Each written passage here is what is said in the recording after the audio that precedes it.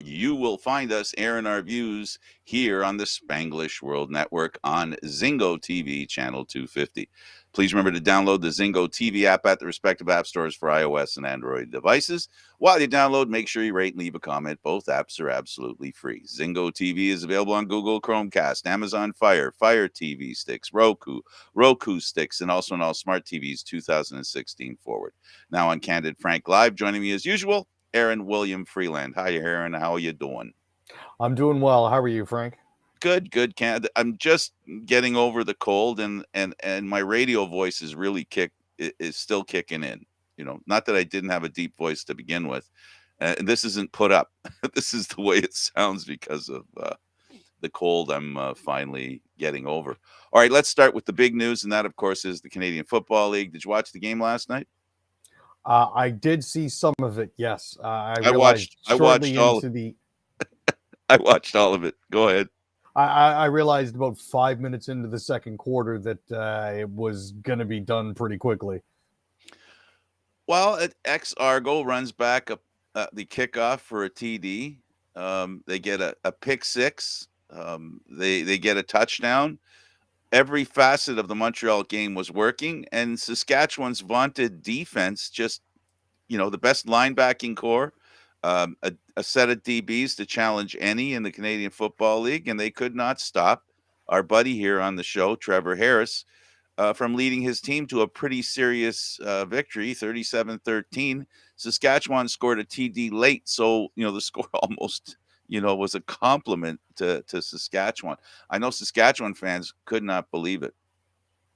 No, they were definitely expecting better. The fact that David Cote was perfect as well definitely helped. And Shaq Evans going down to injury in the first quarter, I don't think helped the Riders any either. But they No. find themselves in a bit of a pickle right now. They're 2-1, which isn't bad, but at the same time, it's not where they could potentially be. They look Well, very human. they did, So and of course Montreal was hungry. yeah. They lost the game they maybe should have won.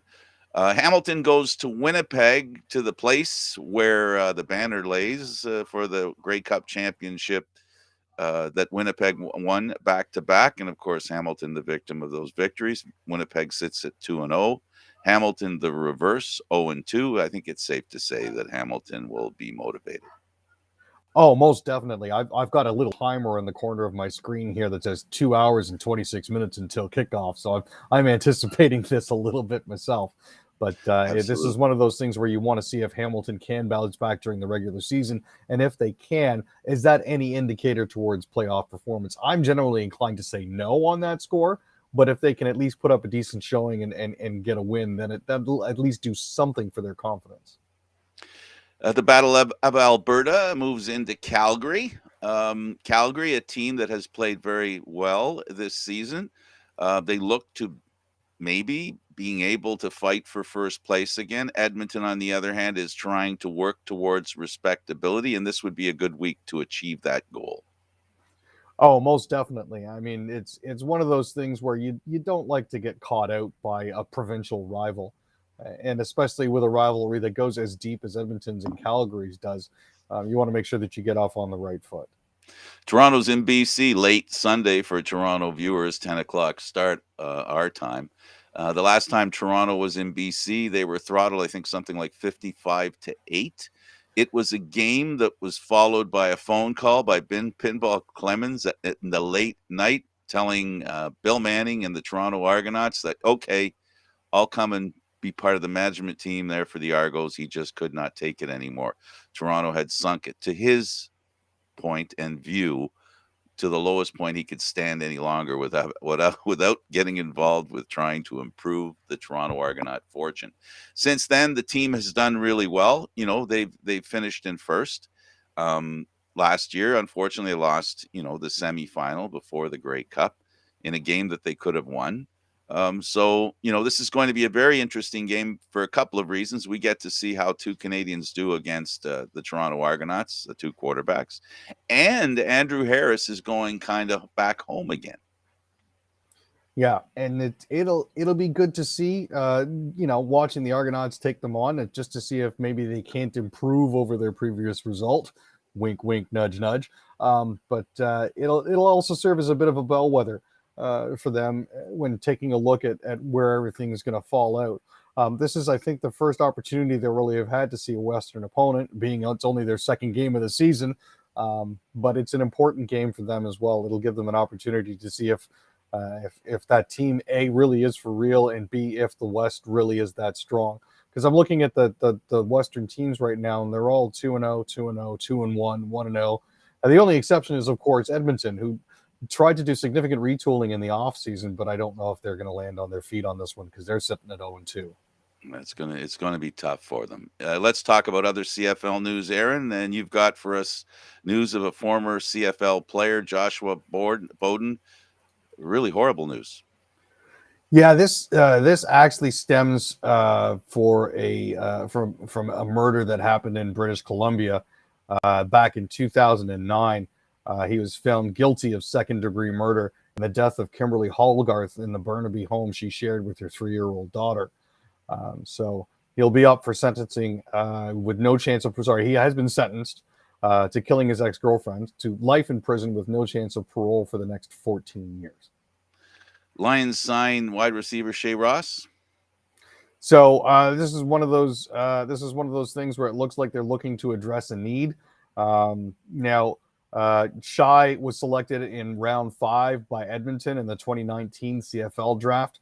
He played 21 games with the Elks. His most productive campaign came in 2021 when he had 27 receptions for 360 yards. Sorry, 369 yards and 4 touchdowns. So it'll be interesting to see what he can bring with them.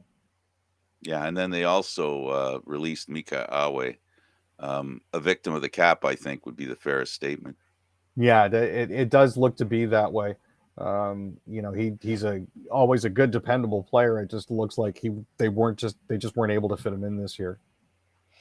NHL officiating back under the microscope. I mean, Tampa. I think it's hilarious that the coach at Tampa is so livid. They lost the game because there should have been a penalty called on the winning goal. I seem to recall Game 7 with Toronto.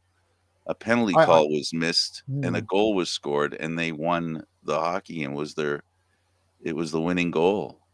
Yeah, there were 7 Lightning players on the ice when they scored against the Maple Leafs at that point in time. I also remember an incident. I believe it was a conference final again versus the New York Islanders, where Tampa also had too many men on the ice.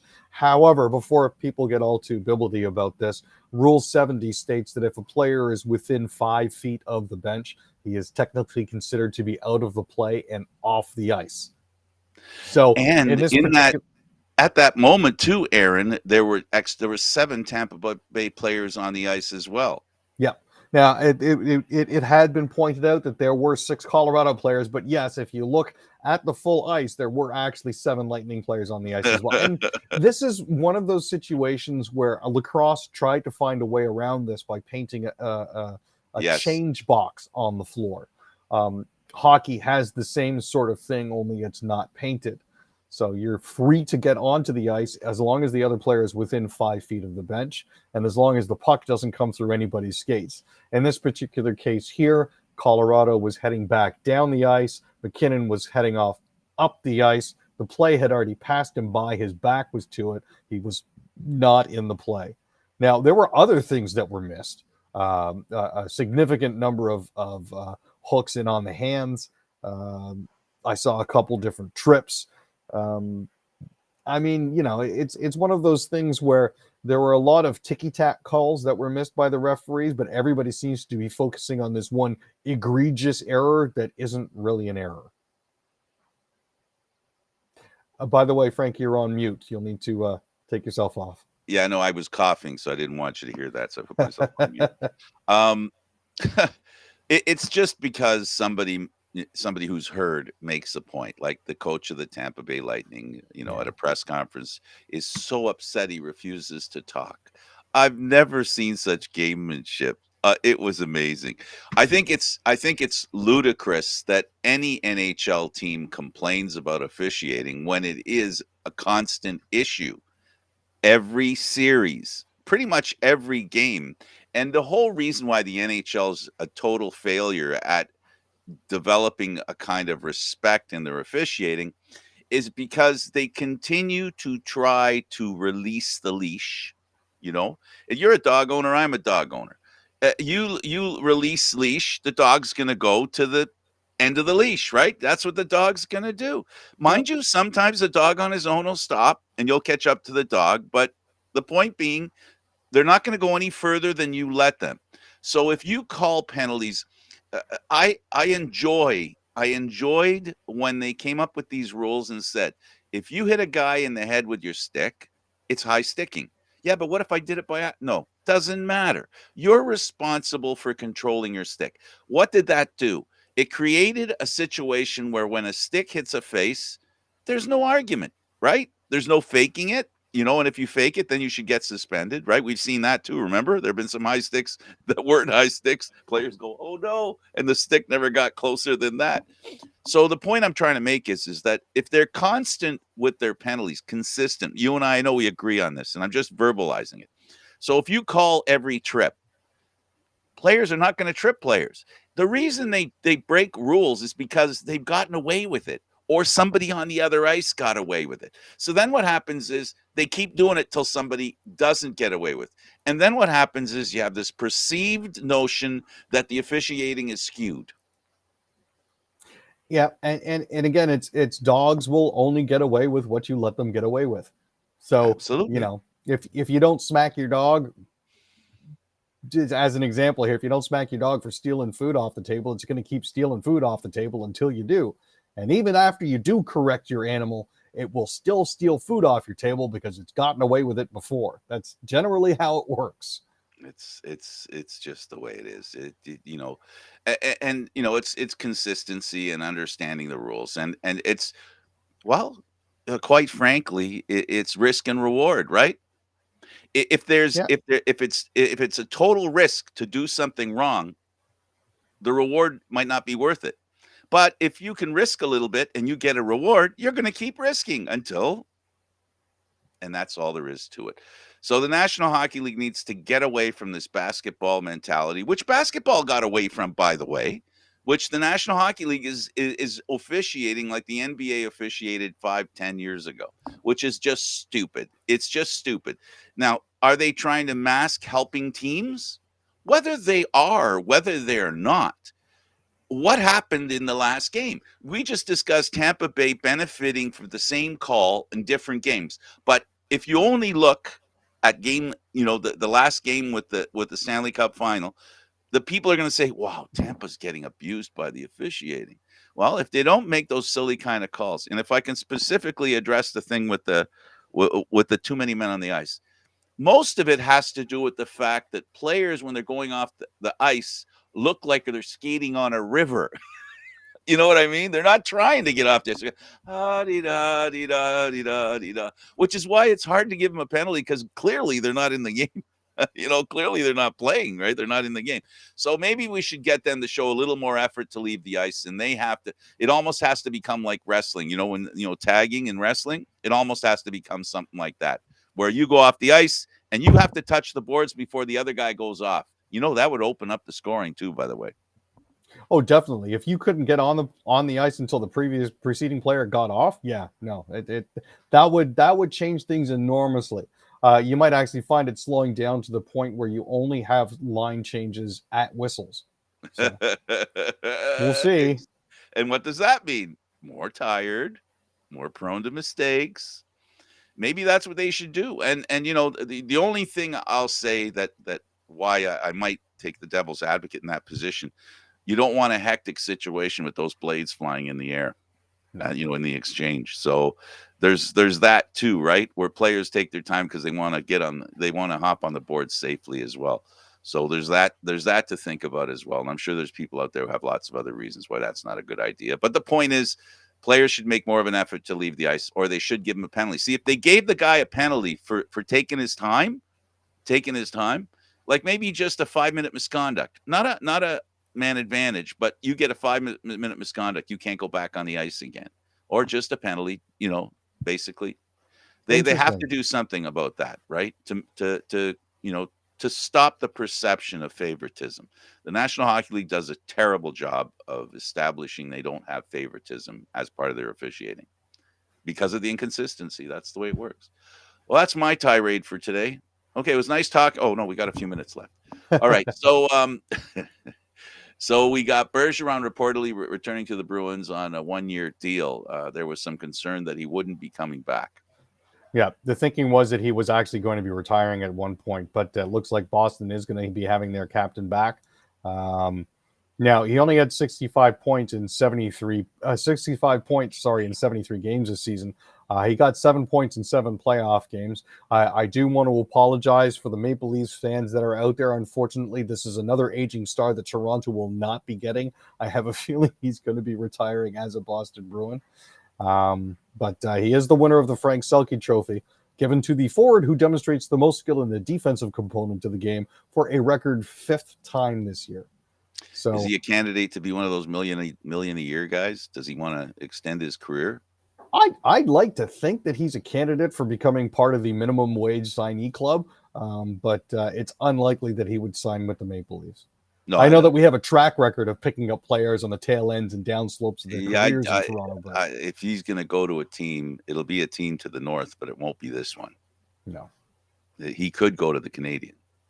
That could prove interesting. That I could see him going there. French Canadian going home. With the Sens, the Ottawa Senators inked downtown arena deal once again, so they're staying there. Yep, the Senators are definitely not moving. The National Capital Commission has again signed an agreement with the Ottawa Senators that's supposed to bring an arena to the Le Breton Flats area, which is near downtown Ottawa. This is following the collapse of another Sens-backed arena plan in the same area. The signed memorandum of understanding with Capital Sports Development lays the groundwork for an arena and a mixed-use development on Albert Street between Preston and City Center. So the plans are still in their infancy, but it says it has a goal of autumn 2023 to reach a long-term land lease on that 7-acre area in the Le Breton Flats area. They're looking at clear targets related to sustainability, affordable housing, and benefits for the Algonquin Nation. So that is another one of the considerations that they're looking at there. They're thinking of making it a mixed development area akin to 11 Square outside of Scotiabank Arena with a condo tower, office towers, practice facility, all of that. Edmonton, Calgary was planning a new arena to do the same thing. Yep. BC, Vancouver, every hockey arena is the center of some sort of housing, business development. And that's why they're getting away from going into the suburbs with these arenas. And, it's the biggest thing the problem that they have in Phoenix and Arizona, where they decided to put the arena where they did, which wasn't near downtown. And it just is counterintuitive by today's standards. And that's too bad. Yeah. And good luck with Ottawa. Ottawa, they are a Canadian hockey team in our capital. We got to have a hockey team in our capital, so we all wish them the best luck. Another team that needs a lot of luck are the Jets, and now we hear reports that Pierre-Luc Dubois is considering dipping his toe in free agency, kind of establishing his market value outside of the Jets. Doesn't mean he won't leave, but well, I mean, as it currently stands, Dubois is an RFA right now, or a restricted free agent. He won't actually be eligible to hit the open market as an unrestricted free agent until July of 2024. It's basically he's telling them, hey, look, I appreciate the fact that I'm under contract with you guys for the next 2 years, but after that, I would like to get out of here. Is that another way of saying trade me? It sounds like it. Yeah. I mean, it's rare for a player under team control for 2 more years to tell the club that they're currently playing for that I'm out of here in a couple of years. So we'll have to see what happens there. This is all also coming on the heels of the fact that Barry Trotz says he's not going to be signing in Winnipeg to coach there. He's decided he wants to spend a little bit more time with his family, which is understandable.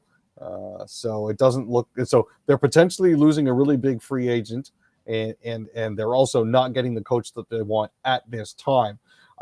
Were Trotz to sign with them in 23-24 or the tail end of 22-23 as an interim coach and then full-time, that may change PLD's desire to test free agency. But as it currently stands, we don't necessarily know. Well, it could also mean that he'll be signing as a coach elsewhere in about a month and a half. You never know, you know. He's gonna change his mind.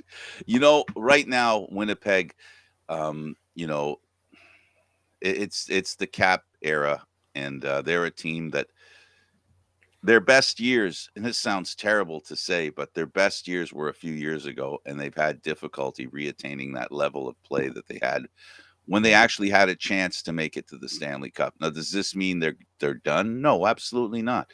What it does mean, though, is they have a challenge. No different than the Toronto Maple Leafs. They finished where they did. There's no guarantee they're going to do as well next year. That's the thing about the National Hockey League, and the competitive edge is so narrow and narrowly defined between the teams.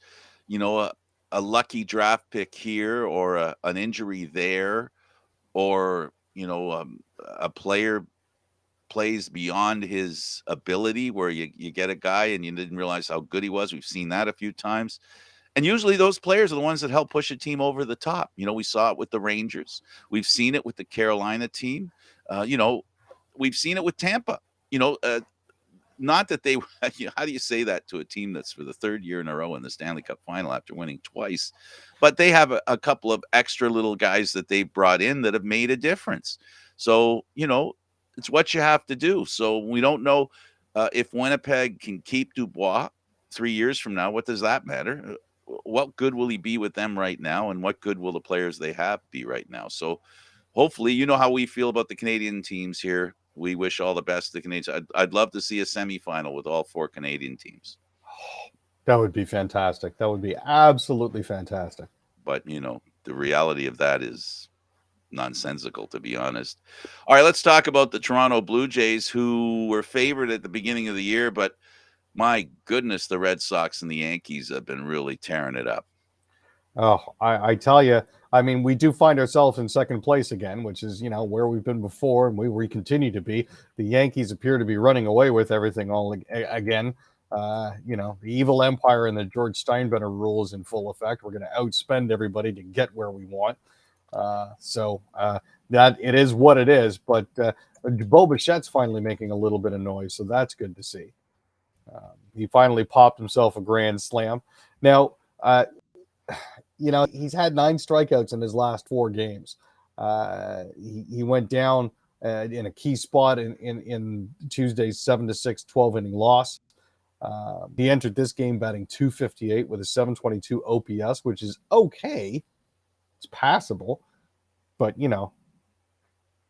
at least this time around, he had a chance to do something for it. He's been on a bit of a cold spell. I know that a lot of people have been talking about pulling him out of the field and just letting him DH for a while until he sees his way through it. But even then, that was getting to be a bit of an issue because he wasn't hitting as well as he possibly could have as well. So the fact that he finally managed to get a little offensive pop in there is fantastic for him. Hopefully it does wonders for his confidence and gets him rolling again. Yeah, and then the Yankees are going to be signing somebody who they decided not to sign, an Aaron Judge. Another Aaron. Wow. They've got all these players, and it's just, the Jays just have to figure out a way to beat them when it matters. So they have to get the process together. They have to get their pitching together. They have to, they just have to play really good defense, and they can beat the Yankees in a playoff, which is what it's going to take, right? They probably will not catch them. So it'll need to be a wild card. It'll be a 3-way battle between them and 2 other teams if they're fortunate enough to be one of the 3 teams. Hopefully they can be the home team and they can win the playoff series between the other 2. And then it'll be up against the Yankees they go. And the problem with that will be, and this is the advantage now that, Major League Baseball has created for the teams that win the division. Now there's an advantage because the wild card team, now they're going to play at least 2 games to decide who gets to play in that next series, and that's two pitchers. And with nothing to lose, they're going to play their two best pitchers. And now they're going to be going up against the division champs and the Yankees, or either the other two, and they're going to have to start with their third starter. And that's hoping that they don't get in the playoff series, they don't get torn up during the series. So it's important that the Jays do catch up to the Yankees, but they're going to have to get their process together and going to need a deep pitching staff. And by that, I mean the ones that they have right now have to develop and be dependable. Now, word coming down the line, Frank, is that Judge had actually settled on $19 million for this particular year. That's all? Yeah, but no, it's not this year. Go ahead, keep reading. No, it's a $19 million contract for 2022. And then he's got another contract that's going to be interesting. Yes, so that the Yankees and him were $4 million apart. The Yankees were valuing him at 17. His agent was valuing him at 21. So they said, we'll split the difference. There's also a $250,000 bonus if he's voted the AL MVP, and a $250,000 bonus if he's named the World Series MVP. Anything past that, unfortunately, hasn't really been discussed at this point. He did turn down a 7-year, $213.5 million extension. But we're not sure where it's going to go from here. So. Oh boy. He could be a $30 million guy. He really could. It's just amazing. So in the NBA, 2 Canadians are drafted 9 and 10 overall. Amazing. Yeah. So Benedict Mathurin and Shaden Sharp actually went 6th and 7th in the NBA. Sorry, yes, you're right. 6th and 7th. So what happened basically was the Pacers decided that they were going to draft Mathurin, who's a 20-year-old from Montreal. He played with the University of Arizona. He was selected by the Pacers in 6th. And then the Portland Trailblazers took a chance on Sharp, who's from London, Ontario, who hasn't played a single college game yet. So it's really interesting to see that these 2 Canadians are going 6 and 7. It says something to their talent and also to the development of basketball in Canada when we're getting to a point where we're having Canadian players drafted as high as they were in the first round. So glad to see that. And in places like London. Right. Like, you know what I mean? Like, not that it shouldn't be. Don't get me wrong. A lot of great baseball players came out of London. Athletics are good in London. They're great. In track and field, DeGrasse, COVID? Yeah, he's missing nationals. Apparently he's got one of the multiple versions of Omicron that's going around. So, he apparently contracted this between his last win at the Diamond League event in Oslo and returning to Jacksonville. So as it currently stands, he made his diagnosis public on Tuesday morning. His season has been a little bit chaotic. It's been ups and it's been downs, mostly downs. So this is hopefully a chance for him to sit back, take a little bit of time, collect himself, and then go back into the season with a little bit renewed purpose. Because again, like I said, he seems his season hasn't been as consistent as he would have preferred it would have been. The owner of Montreal, Vernon Adams, and a couple of other players came home from Toronto with COVID. Just thought I'd throw that in. That wasn't part of what we're going to talk about. Did you survive the visit to BMO? I did, yes. I didn't have an issue with that at all. I was actually a little bit worried about coming back from Montreal, but that doesn't seem to have been an issue with either.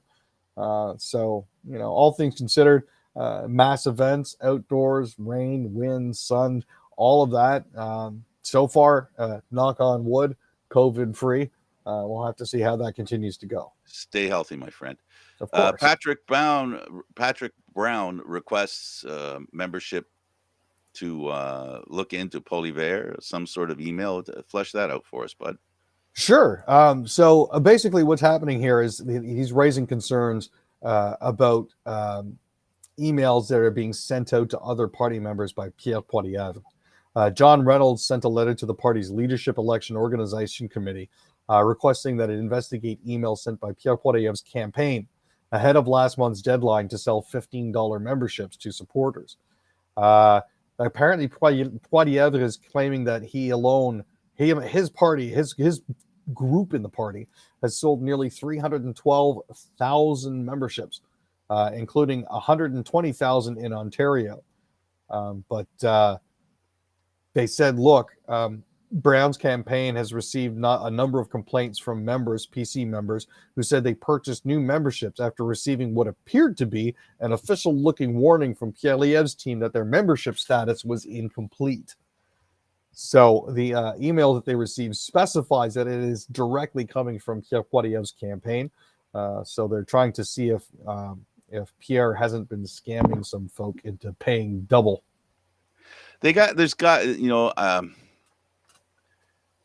Maybe later, but anyway, we'll stay in Canada.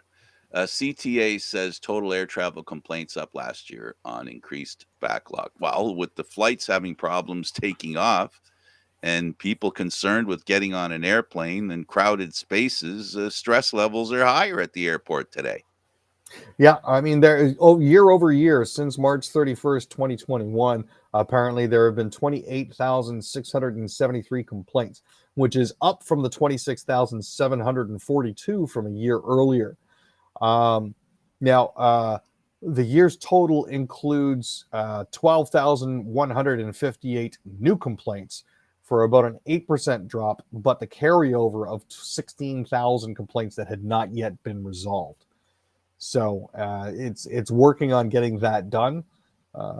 Based on the delays that we're currently experiencing as well, the Canadian government has confirmed that there has been hiring put in place to speed things up at the border control areas in the airport. There was a cohort that was hired approximately 12 to 16 weeks ago that should be coming online and reducing lines at the airport over the next couple of weeks. Talk to us on a related subject, passports. There's a bit of difficulty getting a passport. Maybe you should apply sooner. If your passport is coming up for renewal, you need to get on that sooner rather than later. I know that for an extra fee, the passport office is supposed to expedite things. But the issue that they're seeing here is that there have been about 500 people a day lining up outside Passport Canada offices in Montreal, but the office is only able to process 150 to 200 applications per day.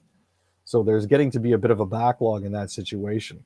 Now, for those of you who are looking to renew your passports, listen to this, okay?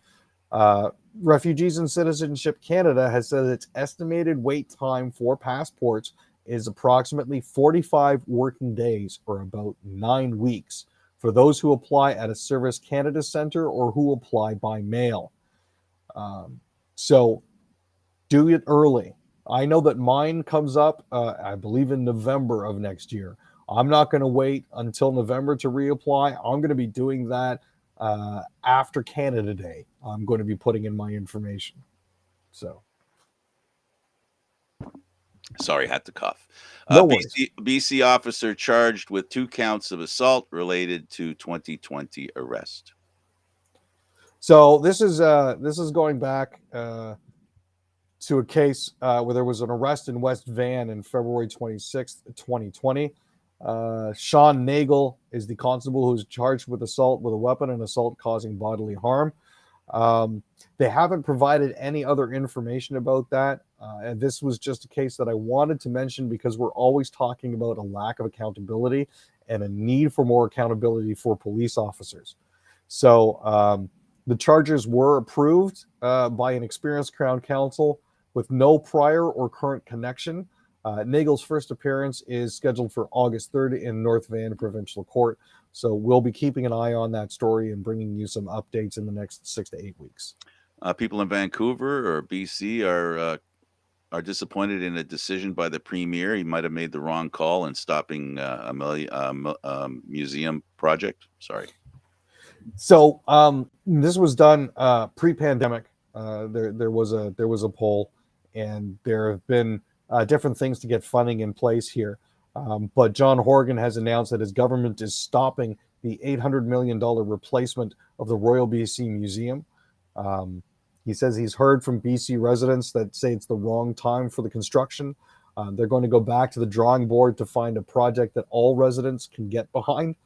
This was part of a feasibility study that was done just last month. The government actually released thousands of pages of documents supporting its decision to build a new museum, because renovating and repairing the current building in Victoria, BC would actually have cost 1.1 billion as opposed to 800 million. So it would have been more expensive. But the fact that there are more people that are concerned about the cost of living, gas, that sort of thing, has Taxes. made them realize, you know what, maybe we should take a pass on this at this point in time.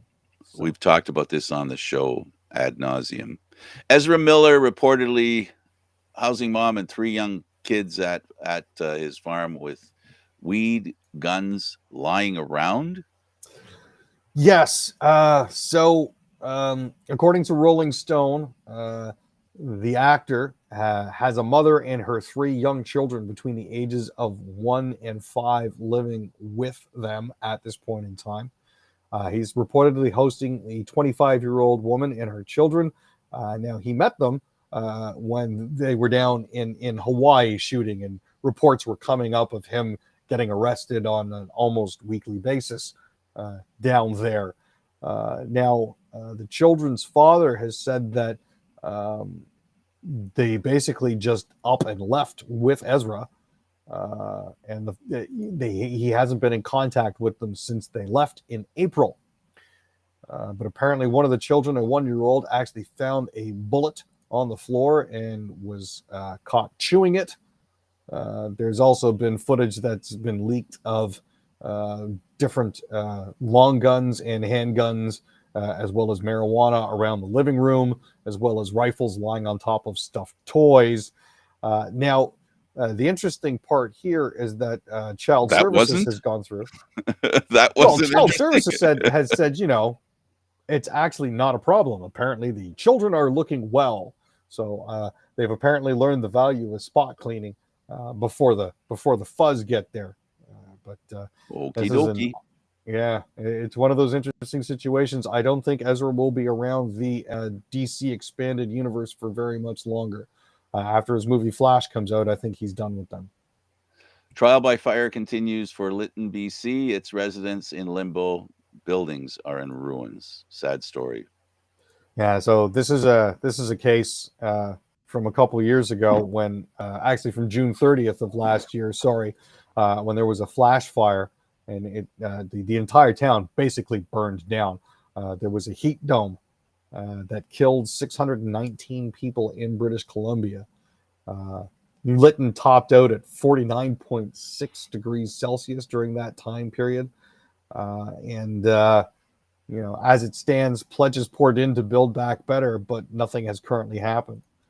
So they're looking at a lot of issues, and right now a lot of people still are outside of their homes. So our neighbors in Manitoba and Northern Ontario have concerns of tornadoes and severe storms. So, and again, results of climate change producing more weather events that are, 1 in 200, 1 in 500, 1 in a millennial sort of events that happen more and more and more. Currently, Kenora and Nestor Falls are under tornado watch. This is as at 1 o'clock this afternoon, not to mention Fort Frances, Emo, and Rainy River. This is basically a shift from Manitoba. There's footage out of Portage la Prairie, which is absolutely stunning, as well as storms coming from Indian Head and Saskatchewan all the way across. Then we have an issue in Saginaw, Quebec, which I don't know if global warming has anything to do with it, but it is the world fighting back against us humans. Yeah, once again, Mother Nature has decided that a certain area needs to go. They actually received 157 millimeters of rain in a month, and that was behind the initial landslide that happened in the Labay district of Saguenay. So what we're looking at now here is there are about 200 people that were forced from their homes after a landslide on June 13th. So just a couple weeks ago. The province has said that they're willing to pay up to $375,000 for people whose homes were demolished, and will provide a daily living expense allowance of $40 for each evacuee. I don't know what hotel prices are like in that area, but $40 a day for each evacuee seems like barely enough for you to get a bite to eat. Wow. So, Let's go over to the United States, and the biggest news coming out of there is the Supreme Court overturns Roe versus Wade.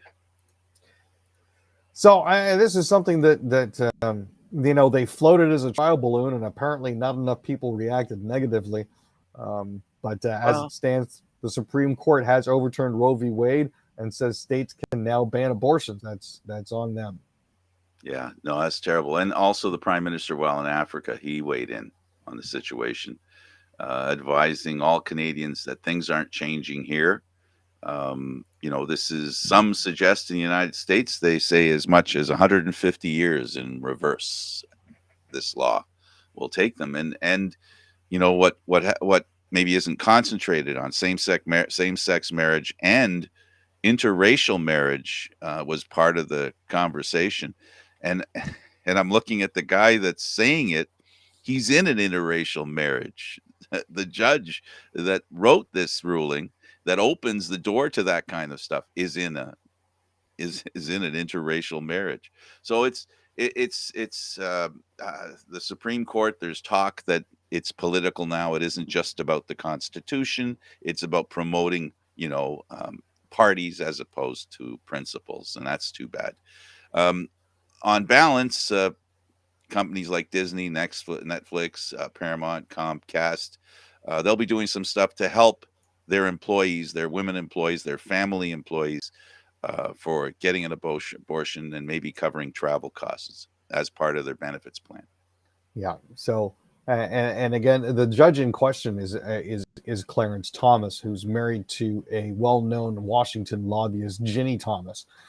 He mentioned that it might be an idea, now that we've looked at Roe v. Wade, to take another look at Griswold versus Connecticut. For those not familiar with this case, this is the liberty of a married couple to buy contraceptives without government interference. There's also, he said they should take a look at Lawrence versus Texas, which was a Supreme Court ruling that banned sanctions for sodomy due to it being unconstitutional, and Obergefell versus Hodges, which is the same-sex marriage case that you mentioned. If they're going to be doing that, then I think it might be a very good idea. And Clarence is kidding himself if he doesn't think that this is going to happen, because conservatives will turn on him in a heartbeat. That maybe they should take another look at Loving versus Virginia, which is all about interracial marriage. So, for the record, I would like to state overturning Roe v. Wade is one of the dumbest decisions that SCOTUS has ever made. Revisiting Griswold versus Connecticut, Lawrence versus Texas, Obergefell versus Hodges, and Loving versus Virginia would plunge America back into a civil rights dark age. This is not something that ever needs to happen. Banning Well, abortions doesn't stop abortions. It only stops safe abortions. well, exactly, and yes, I agree with you. I'm going to let you have the say on that. And the only thing I'm going to say about the Supreme Court is that 3 of the judges that are on there made it sound as though Roe versus Wade was an institutionalized law. In other words, it was sacrosanct. It was safe. It wasn't. They would not change it. Well, that didn't last long. Yeah, no, When and judges start lying to your face, I think it's, and then you're going to get people defending the judge and say, "Well, that's not exactly what they said." they Okay. perjured themselves. When judges Literally. I can't mean, be they were under trusted. oath during confirmation hearings saying things about Roe v. Wade and what Yeah, they but in would my do and what they opinion, would not judges do. don't have to be under oath to tell the truth. I think if nothing else, judges should be honest. Kind of Wow. judge They should honest. also be sober, but that's neither Jeez, here nor there, Frank. I don't know. I don't know. Okay, Amazon is providing 23 million for affordable housing in Seattle. I guess part of the deal, them moving in there. Yeah. So as part of it, to help minority-led organizations build or preserve more than 500 new affordable housing units, Amazon will be kicking in $23 million to that, to an attempt to ease a severe housing crunch that the industry basically has helped create. The commitment actually comes from Amazon's Housing Equity Fund, which is a $2 billion initiative launched in January of 2021. Um, So far, this initiative has invested more than $1.2 billion to create or preserve 8,000 affordable homes across 3 regions where the company has offices. Specifically, we're looking at the Puget Sound warehouses. We're looking at our warehouses in and around Arlington, Virginia, and in Nashville, Tennessee. Now, the problem that we have here is high salaried tech companies, is specifically in Seattle, where a lot of them are located. Well, they pay a lot of money, which means that their employees can afford to pay more for housing, which as a result results in bidding wars, which drives up housing costs. So teachers, nurses, firefighters, restaurants, employees all tend to get priced out of neighborhoods where they used to be able to afford everything because of these high paying companies. So the Yeah. Amazon Housing Equity Fund offers grants and low rate loans to housing providers that help create or preserve affordable homes, with an emphasis on supporting households earning 30 to 80% of that area's median income. Now on to the definition of malicious lying. Um, Donald Trump, once again, people have heard him say, he has used the phrase, and I'm paraphrasing because he said it 2 different times, but it came out the same way, where he said, don't worry, say there was the voting was illegal, and you don't worry about you proving it. We'll just say it, and we'll take care of it, me and the Congress. Basically saying, go ahead and lie, and we'll make hay with that lie. I don't know, Aaron. What does it take? What does it take for people to understand? He is finally he's losing the foothold with the Republican Party. But I've already mentioned, and I believe wholeheartedly, that Donald Trump, the people that hate Donald Trump, and I'll say the same thing for Joe Biden. The people that hate those two, they're only two individuals that represent the people behind them, because the people behind them are the ones that put them there. So if you don't like Joe Biden, there's a good chance you don't like anybody that supports him, and the same thing's true for Trump. And I think that's why we have such divisiveness. Our friends in the U.S. have.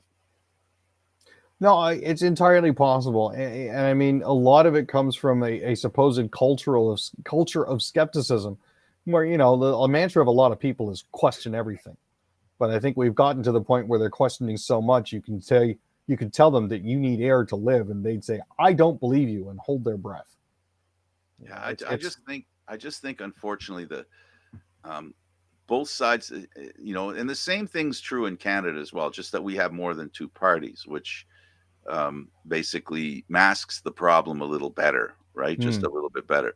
The definition between two trains of thought are a little more clear in the U.S. than they are in Canada. And in the U.S., what we have, and I've always tried making this point on this show, and trying to figure out how to make things better and how to have an opinion that helps. All I can say is it's the far left arguing with the far right, and the two in between get caught in the crossfire. And if somehow we can quell both sides of the equation, the ones that create, in my opinion, create the animosity, because I'm for equal rights. I'm for people having all this kind of, all the stuff that we talk about that people should be getting. But when it gets to the point that you're emphasizing a group's rights, you're alienating the opposite side. So there has to be some way of reassuring people that giving people rights who deserve equal rights isn't going to cost you as much as you think. Maybe the reason you're not doing as well, because that's essentially, I'll use this example. Young white men are told that they have it easy in life, that they have all the favoritism, they have all the breaks. But if you go to the Western United States, the Midwestern United States, the South, white men there are not doing that great. Now, is it their fault? It could be. Is it not their fault? It could be. But when they're not doing well and they're told how great they're doing, it creates this anger that festers and becomes a problem. So for me, it's so complicated. How do you convince people, and how do you help people to understand the opposing views? Well, and I think this also comes back to a discussion of white privilege and what exactly it is. but white privilege doesn't exist anymore. Eh, No, no, when was no. the last time you saw a white person get shot by the Okay. cops just for See, getting pulled you're over at a traffic defining spot and having a gun? you're defining white privilege in a absolute way. All right, you're being absolute. If there's nothing that can be said about today as opposed to 40 years ago, today it's a lot grayer than it was 40 years ago, Aaron. The leader of the NDP party is not white,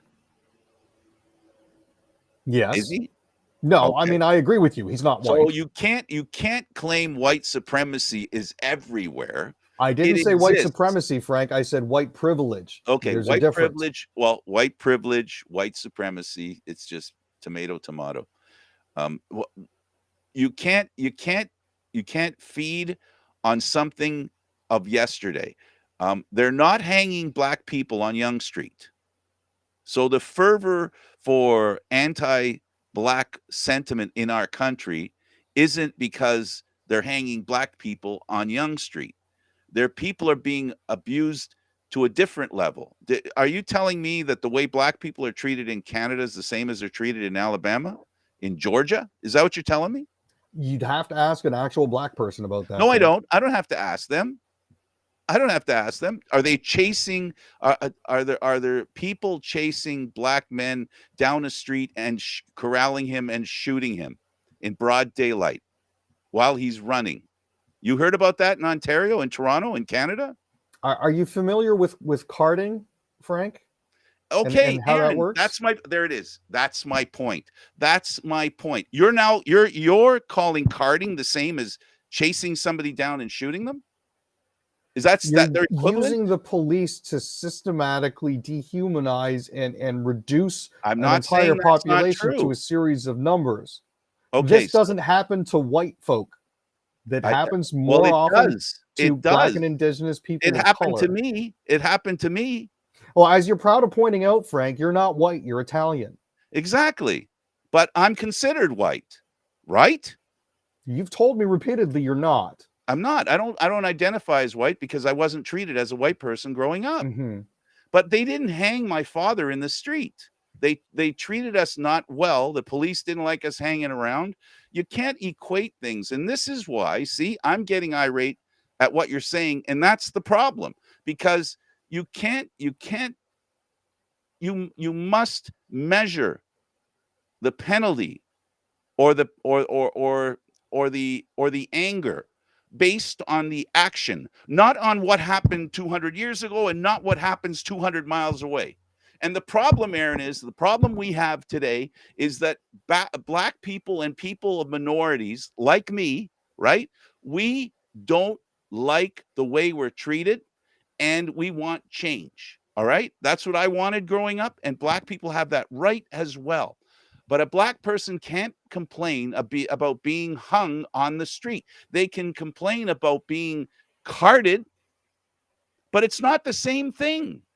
It's not the same thing, Aaron. And by saying that, you're insulting me and my intelligence. Because when someone does something, they should be judged according to what they're doing, not what someone else did, not what history is involved in. So when a cop cards a black person, they should be stopped from doing that.